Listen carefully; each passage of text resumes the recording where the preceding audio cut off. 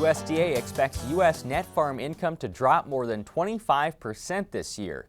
In projections released Tuesday, the agency forecast 2014 net farm income at $95.8 billion. The number is a sharp drop from $130 billion in 2013 and would be the lowest since 2010. Tina Barrett from Nebraska Farm Business recently joined us to look at 2014 break-even levels and said tighter margins might mean farmers and ranchers will need to take a closer look at costs.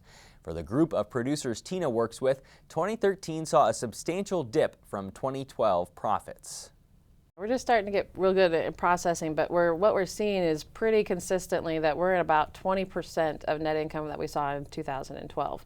So our average in 2012 was around 400,000, just a little under that, but what we're looking at is maybe somewhere between 80 and 100,000 for net income. That's a big drawback, big pullback. Is it spread out between crops and livestock, or is there one side that's taking more of a hit than the other? I don't have enough data to give you for sure, but I think we're going to see that a lot more in crop side and then in the livestock side, just because cattle prices have been holding, and we're starting to see a little bit of a turnaround there. So I could be wrong on that, but I think most of this drop is we're going to see from the crop side. Understood. 2014, what do you expect to see in 2014? Does that drop continue, or can there be maybe a little bit of a rise? Any cash flow planning that I've done has been a continued drop. I would guess that we're probably looking more like what we saw for average before in that $40,000 to $50,000 range, especially where we're losing the direct payment. And that's on average about $20,000 to $25,000 per farm.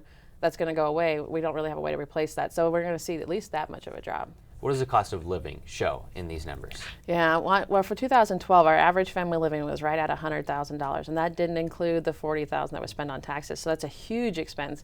Didn't seem so bad if we were making $400,000, but quite frankly, if we're making $80,000 now and still spending $140,000 on those two items, we're starting to lose net worth. And so, I think it's a real concern, and an even bigger concern as we go into 2014. You broke down the numbers here for corn, what it would cost to produce this year. How bad is it? Yeah, what I did was I took 2012's numbers and added 10% so that we could kind of get an idea. So I think it's a pretty conservative estimate, but we're looking at $459 for just farm costs, and if we include $100,000 for family living, it's more like $521.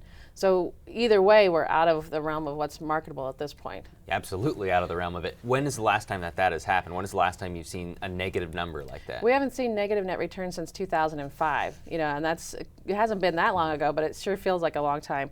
And when I look at the costs from that year, we had average corn cost at $404 per acre, and in 2012 it was $732, and I was looking at like something close to $840 for projections for 2014. So we're more than double where we were in total cost the last time we had a negative net return. For the producer listening to this, what's the message to him or her? Well, I think it really means we need to be diligent in some cash flow projections, and not just a cash flow that you throw together for the bank, but some, working cash flow that you're using on a regular basis and updating and really controlling any costs that we can. And you got to go back and look at those costs that made sense 2 years ago. Like maybe, it was an additive to a fertilizer program or chemical program that got you an extra 5 bushels an acre and cost $25. That was a good deal. You still made some money, but that $25 expense for 5 bushels now isn't going to return you anything. So that's maybe something that we need to look at backing off. Are you seeing the spending or the lending, for that matter, decreasing or slowing down?